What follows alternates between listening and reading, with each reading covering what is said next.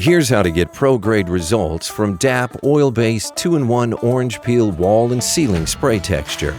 First, repair any damage to the wall. Then prep your work area with the proper tools and ventilation for your project and cover all surrounding areas. To prevent clogging, shake the can upside down vigorously for 1 minute after hearing the marble moving freely. Be sure to shake frequently between sprays. Unlock the safety tab by bending it backwards. Do not tear the tab off.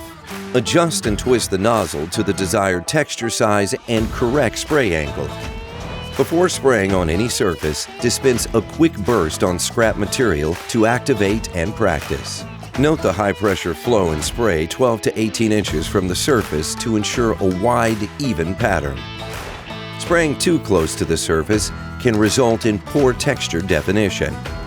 For seamless repairs, feather the texture into the surrounding repair area by spraying short, intermittent bursts with a circular sweeping motion. Allow at least 5 minutes of dry time before painting.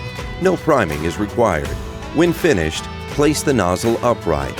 Turn the can upside down and spray the excess into a disposable surface until clear.